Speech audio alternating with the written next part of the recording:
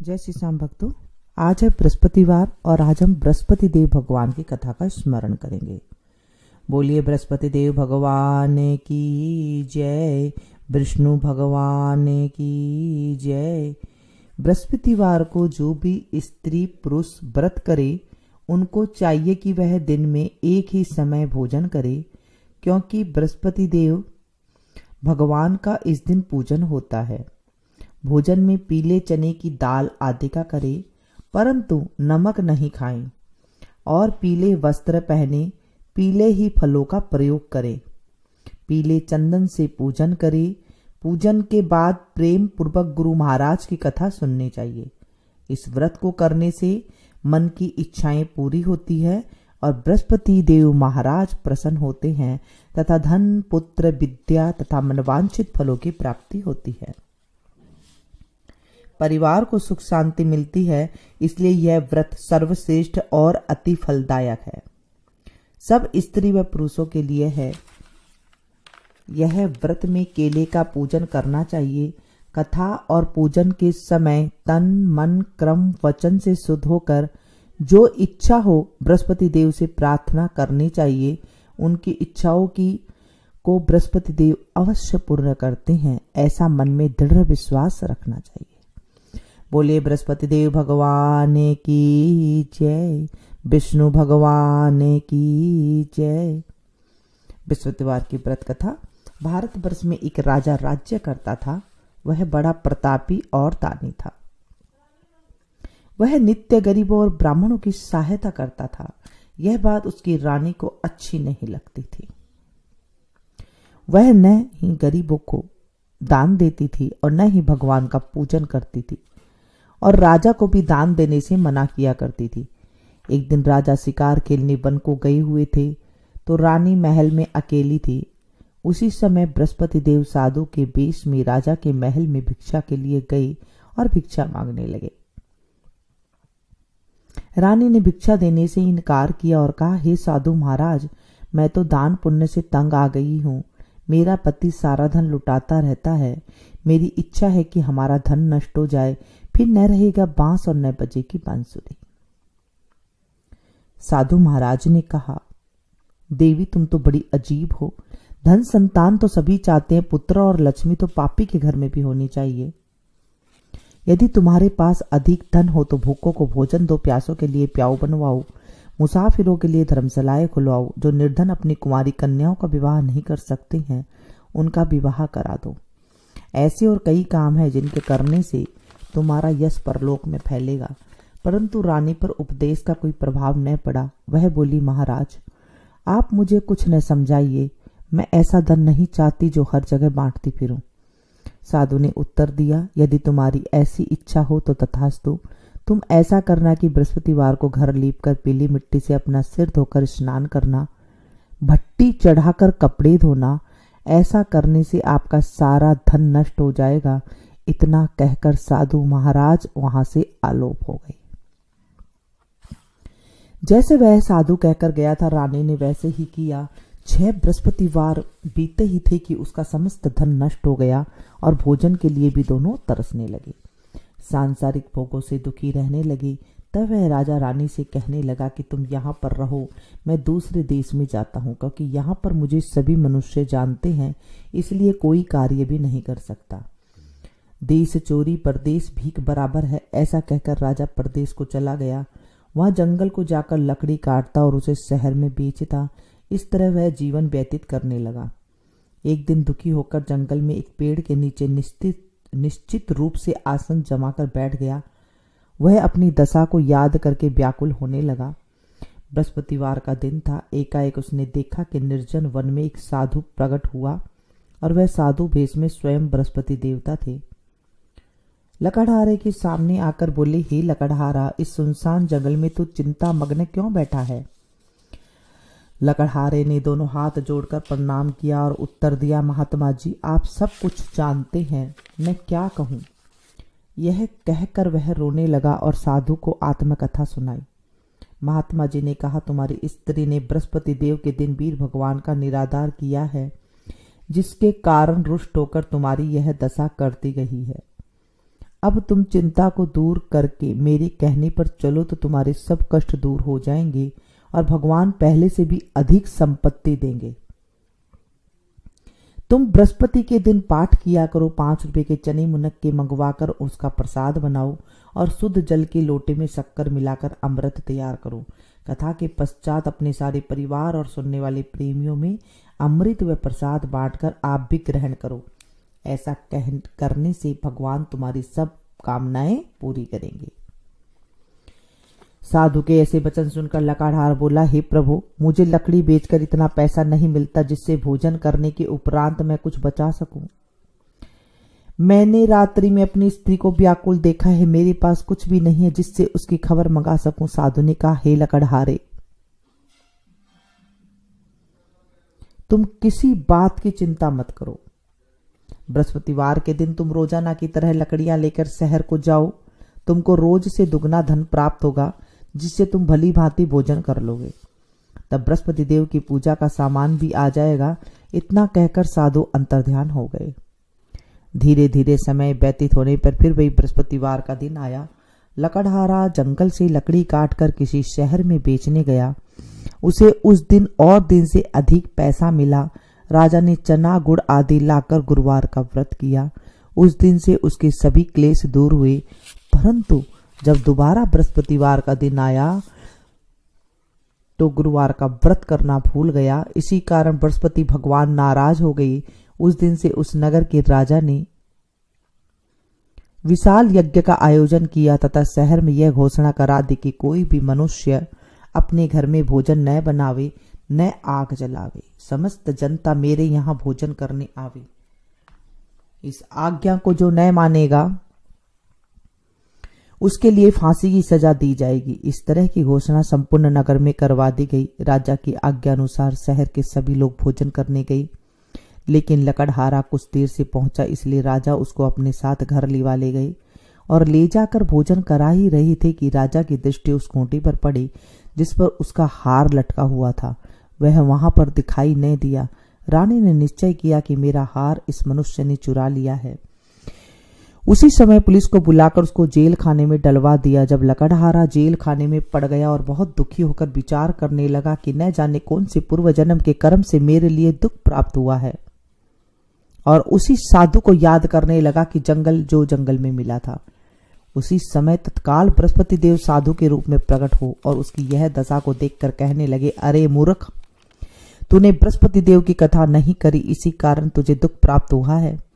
अब चिंता मत कर, बृहस्पतिवार के दिन जेल खाने के दरवाजे पर 4 पैसे पड़े मिलेंगे। उनसे तू बृहस्पति देव की पूजा करना, तेरे सभी कष्ट दूर हो जाएंगे। बृहस्पति के रोज उसे 4 पैसे मिले। लकड़हारा ने कथा कही। उसी रात्रि को बृहस्पति देव ने उस नगर के राजा को सपने में कहा, हे राजा, तुमने जिस आदमी को जेल खाने में बंद कर दिया है वह निर्दोष है, वह राजा है, उसे छोड़ देना। रानी का हार उसी खूंटी पर लटका है। अगर तू ऐसा नहीं करेगा तो मैं तेरे राज्य को नष्ट कर दूंगा। इस तरह रात्रि के स्वप्न को देखकर राजा प्रातःकाल उठा और खूंटी पर हार देखकर लकड़हारे को बुलाकर क्षमा मांगी और लकड़हारे को योग्य सुंदर वस्त्र और आभूषण देकर विदा किया तथा बृहस्पति देव के आज्ञानुसार लकड़हारा अपने नगर को चल दिया। राजा जब अपने नगर के निकट पहुंचा तो उसे बड़े आश्चर्य हुआ। नगर में पहले से अधिक बाग, तालाब और कुएं तथा बहुत सी धर्मशालाएं, मंदिर आदि बनी गई है। राजा ने पूछा, यह किसका बाग और धर्मशाला है? तब नगर के सब लोग कहने लगे, यह सब रानी और बांदी के हैं। तो राजा को आश्चर्य हुआ और गुस्सा भी आया। जब रानी ने यह खबर सुनी तो राजा आ रहे तो उसने बांदी से कहा कि हे दासी, देख, राजा हमको कितनी बुरी हालत में छोड़ गए थे। हमारी ऐसी हालत देखकर वह लौट न जाए, इसलिए तू दरवाजे पर खड़ी हो जा। आज्ञा अनुसार दासी दरवाजे पर खड़ी हो गई और राजा आए तो उन्हें अपने साथ लिवा लाई। तब उन्होंने कहा, हमें यह सब धन बृहस्पति देव के इस व्रत के प्रभाव से प्राप्त हुआ है। राजा ने निश्चय किया कि 7 रोजबाज तो सभी बृहस्पति देव का पूजन करते हैं, परंतु रोजाना दिन में 3 बार कहानी कहा करूंगा, रोज व्रत किया करूंगा। अब हर समय राजा के दुपट्टे में चने की दाल बंधी रहती थी। दिन में 3 बार कहानी कहता। एक रोज राजा ने विचार किया कि चलो अपनी बहन के यहाँ हो आए। इस तरह निश्चर कर राजा घोड़े पर सवार हो अपनी बहन के यहाँ को चलने लगा। मार्ग में उसने देखा कि कुछ आदमी एक मुर्दे को लिए जा रहे हैं। उन्हें रोककर राजा ने कहा, अरे भैया, मेरी बृहस्पति देव की कहानी सुन लो। वे बोले, लो, हमारा तो आदमी मर गया है, इसको अपनी कथा की पड़ी है। परंतु कुछ आदमी बोले, अच्छा कहो, हम तुम्हारी कथा भी सुनेंगे। राजा ने दाल निकाली और जब कथा आदि हुई थी कि मुर्दा हिलने लगा और जब कथा समाप्त हो गई तो राम राम करके मनुष्य उठकर खड़ा हो गया। आगे मार्ग में उसे किसान खेत में हल चलाता मिला। राजा ने उसे देखा और उससे कहा, अरे भैया, तो मेरी बृहस्पति देव की कथा सुन लो। किसान बोला, जब तक मैं तेरी कथा सुनूंगा तब तक 4 हरैया और जोत लूंगा। जा, अपनी कथा किसी और को सुनाना। इस तरह राजा आगे चलने लगा। राजा के हटते ही बैल पछाड़ खाकर गिर गए और उसके पेट में बड़ी जोर से दर्द होने लगा। उस समय उसकी माँ रोटी लेकर आई। उसने जब यह देखा तो अपने पुत्र से सब हाल पूछा और बेटे ने सभी हाल कह दिया। तो बुढ़िया दौड़ी दौड़ी उस घुड़सवार के पास गई और उससे बोली कि मैं तेरी कथा सुनूंगी, तू अपनी कथा मेरे खेत पर चलकर ही कहना। राजा ने बुढ़िया के खेत पर जाकर कथा कही, जिसके सुनते ही वह बैल उठकर खड़े हुए तथा किसान के पेट का दर्द बंद हो गया। राजा अपनी बहन के घर पहुंचा। बहन ने भाई की खूब मेहमानी की। दूसरे रोज प्रातःकाल था। राजा जगा तो वह देखने लगा कि सब कोई लोग भोजन कर रहे हैं। राजा ने अपनी बहन से कहा कि ऐसा कोई मनुष्य है जिसने भोजन नहीं किया है? नहीं किया हो, मेरी बृहस्पति देव की कथा सुन ले। बहन बोली, भैया, यह देश ऐसा ही है। पहले यहाँ लोग भोजन करते हैं, बाद में अन्य काम करते हैं। अगर कोई पड़ोस में हो तो देख आऊं। वह ऐसा कहकर देखने चली गई, परंतु उसे कोई ऐसा व्यक्ति नहीं मिला जिसने भोजन नहीं किया हो। अतः वह एक कुम्हार के घर गई जिसका लड़का बीमार था। उसे मालूम हुआ कि उनके यहाँ 3 रोज से किसी ने भोजन ही नहीं किया है। रानी ने अपने भाई की कथा सुनने के लिए कुम्हार से कहा तो वह तैयार हो गया। राजा ने जाकर बृहस्पतिवार की कथा कही, जिसकी सुनकर उसका लड़का ठीक हो गया। अब तो राजा की प्रशंसा होने लगी। एक रोज राजा ने बहन से कहा, हे बहन, अब आप अपने घर को जाएंगे, तुम भी तैयार हो जाओ। राजा की बहन ने अपनी सास से कहा। सास ने कहा, हाँ चली जा, परंतु अपने लड़कों को मत लेके जाना, क्योंकि तेरे भाई की कोई औलाद नहीं है। बहन ने अपने भाई से कहा, हे भैया, मैं तो चलूंगी, परंतु कोई बालक नहीं जाएगा। राजा बोला, जब कोई बालक ही नहीं चलेगा तो तुम क्या करोगी? बड़े दुखी मन से राजा अपने नगर को लौट आया।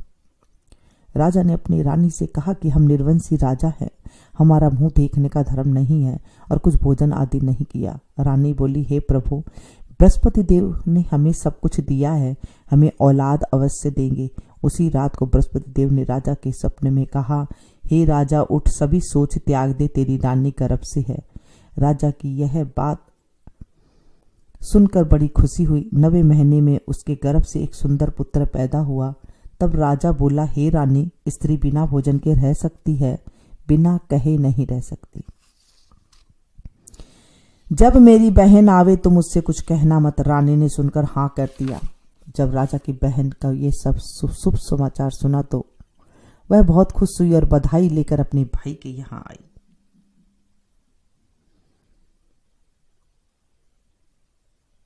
तभी रानी ने कहा कि घोड़ा चढ़कर तो नहीं आई, गधा चढ़ी आई। राजा की बहन बोली, भाभी, मैं इस प्रकार न कहती तो तुम्हें औलाद कैसे मिलती? बृहस्पति देव ऐसे ही हैं, जैसे जिसके मन की कामनाएं हैं सभी को पूर्ण करते हैं। जो सद्भावना पूर्वक बृहस्पति देव की व्रत करता है, बृहस्पतिवार की कथा को करता है एवं पढ़ता है अथवा सुनता है, बृहस्पति देव उसकी सभी मनोकामनाएं पूर्ण करते हैं। भगवान बृहस्पति देव उसकी सदा रक्षा करते हैं। संसार में सद्भावना से भगवान जी का पूजन व्रत करके सच्चे हृदय से उनका मनन करते हुए जय जयकार बोलना चाहिए। बोले बृहस्पति देव भगवान की जय, विष्णु भगवान की जय। प्राचीन काल में एक ब्राह्मण था, वह बहुत निर्धन था, उसकी कोई संतान नहीं थी। उसकी स्त्री बहुत ही मलिनता के साथ रहती थी। वह स्नान न करती, किसी देवता का पूजन न करती। इससे ब्राह्मण देवता बड़े दुखी थे। बेचारे बहुत कुछ कहते थे, किंतु उसका कुछ परिणाम न निकला। भगवान की कृपा से ब्राह्मण के स्त्री के कन्या रूपी रत्न पैदा हुआ। कन्या बड़ी होने पर प्रातः स्नान करके विष्णु भगवान का जाप व बृहस्पतिवार का व्रत करने लगी। अपने पूजन पाठ को समाप्त करके स्कूल को जाती और अपनी मुट्ठी में जौ भर के ले जाती और पाठशाला के मार्ग में डोलती जाती। तब ये जो सोने के हो जाते, लौटते समय उनको बीन कर घर को ले आती थी। एक दिन वह बालिका सूप में उस सोने के जौ को फटक कर साफ कर रही थी कि उसके पिता ने देख लिया और कहा, हे बेटी, सोने के जौ के लिए तो सोने का सूप भी होना चाहिए। दूसरे दिन बृहस्पतिवार था। इस कन्या ने व्रत रखा और बृहस्पति देव से प्रार्थना करके कहा कि मैंने आपकी सच्चे मन से पूजा की हो तो मेरे लिए सोने का सूप दे दो। बृहस्पति देव ने उसकी प्रार्थना स्वीकार कर ली। रोजना की तरह वह कन्या जौ फैलाती हुई जाने लगी। जब लौटकर जौ बीन रही थी तो बृहस्पति देव की कृपा से सोने का सूप मिला। उसे वह घर ले आई और उसमें जौ साफ करने लगी, परंतु उसकी माँ का वही ढंग रहा। एक दिन की बात है, वह कन्या सोने के सूप में जौ साफ कर रही थी। उसी समय उस शहर का राजपुत्र वहां होकर निकला। इस कन्या के रूप और कार्य को देखकर मोहित हो गया तथा अपने घर आकर भोजन तथा जल त्याग कर उदास होकर लेट गया। राजा को जब इस बात का पता चला तो वह अपने प्रधानमंत्री के साथ उसके पास गए और बोले, हे बेटा, तुम्हें किस बात का कष्ट है? किसी ने अपमान किया है तो और कोई कारण है सो कहो, मैं वही कार्य करूंगा जिससे तुम्हें प्रसन्नता हो। अपने पिता की राजकुमार ने बातें सुनी तो वह बोला, मुझे आपकी कृपा से किसी बात का दुख नहीं है। नहीं, मेरा किसी ने अपमान किया है, परंतु मैं उस लड़की के साथ विवाह करना चाहता हूं जो सोने के सूप में जौ साफ कर रही थी। यह सुनकर राजा आश्चर्य में पड़ गया और बोला, हे बेटा, इस तरह की कन्या का पता तुम ही लगाओ, मैं उसके साथ तेरा विवाह अवश्य कर दूंगा। मैं उसके साथ तेरा विवाह अवश्य करवा दूंगा। राजकुमार ने उस लड़की के घर का पता बतलाया। तब मंत्री उस लड़की के घर गए और ब्राह्मण देवता को सभी हाल बतलाया। ब्राह्मण देवता राजकुमार के साथ अपनी कन्या का विवाह करने के लिए तैयार हो गई। विधि विधान के अनुसार ब्राह्मण की कन्या का विवाह राजकुमार के साथ हो गया। कन्या के घर से जाते ही पहले की भांति उस ब्राह्मण देवता के घर में गरीबी का निवास हो गया। अब तो भोजन के लिए भी अन्न बड़ी मुश्किल से मिलता था। एक दिन दुखी होकर ब्राह्मण देवता अपनी पुत्री के पास गए। बेटी ने पिता की दुखी अवस्था देखा और अपनी माँ का हाल पूछा। तब ब्राह्मण ने सभी हाल कहा। कन्या ने बहुत सा धन देकर अपने पिता को विदा कर दिया। इस तरह ब्राह्मण का कुछ समय सुखपूर्वक व्यतीत हुआ। कुछ दिन बाद फिर वही हाल हो गया। ब्राह्मण फिर अपनी कन्या के यहाँ गया और सारा हाल कहा तो लड़की बोली, हे पिताजी, आप माताजी को यहाँ लेवा लाओ, मैं उसे विधि बता दूंगी जिससे वह गरीबी दूर हो जाएगी। वह ब्राह्मण देवता अपनी स्त्री के साथ लेकर पहुंचे तो वह अपनी माँ से कहने लगी, समझाने लगी, हे माँ, तुम प्रातःकाल प्रथम स्नान आदि करके विष्णु भगवान का पूजन करो तो सब दरिद्रता दूर हो जाएगी। परंतु उसकी माँ ने एक भी बात नहीं मानी और प्रातःकाल उठकर अपनी पुत्री के बच्चों का झूठन को खा लिया। इससे उसकी पुत्री को भी बहुत गुस्सा आया और एक रात को कोठरी में से सभी सामान निकालकर और अपनी मां को उसमें बंद कर दिया। प्रातःकाल उसे निकाला तो स्नान आदि करा के पाठ करवाया तो उसकी मां की बुद्धि ठीक हो गई और फिर वह प्रत्येक बृहस्पतिवार को व्रत रखने लगी। इस व्रत के प्रभाव से उसकी माँ बाप बहुत ही धनवान और पुत्रवान हो गए और बृहस्पति जी के प्रभाव से इस लोक में सुख भोग कर स्वर्ग को प्राप्त हुए। बोले बृहस्पति देव भगवान की जय, विष्णु भगवान की जय। जय बृहस्पति देवा ओ स्वामी, जय बृहस्पति देवा। चिन चिन भोग लगाऊं, पल पल भोग लगाऊं, कदली फल मेवा। जय बृहस्पति देवा। तुम पूर्ण परमात्मा, तुम अंतर्यामी, जगत पिता जगदीश्वर, तुम सबके स्वामी। जय बृहस्पति देवा। चरणामृत निज निर्मल, सब पातक हरता, सकल मनोरथ दायक, कृपा करो भरता जय बृहस्पति देवा। तन मन धन अर्पण कर जो जन शरण पड़े, प्रभु प्रकट तब होकर आकर द्वार खड़े, जय बृहस्पति देवा। दीन दयाल दयानिधि भक्तन हितकारी, स्वामी भक्तन हितकारी। पाप दोष सब हरता, पाप दोष सब हरता, भव बंधन हारी, जय बृहस्पति देवा। सकल मनोरथ दायक सब संशय तारो, स्वामी सब संशय तारो। विषय विकार मिटाओ, विषय विकार मिटाओ, संतन सुखकारी, जय बृहस्पति देवा। जो कोई आरती तेरी प्रेम सहित गावे, स्वामी प्रेम सहित गावे। ज्येष्ठानंद वंद सो निश्चय पावे, जय बृहस्पति देवा। जय बृहस्पति देवा, स्वामी जय बृहस्पति देवा। छिन छिन भोग लगाऊं, पल पल भोग लगाऊं, कदली फल मेवा, जय बृहस्पति देवा। सब बोलो विष्णु भगवान की जय, बृहस्पति देव भगवान की जय।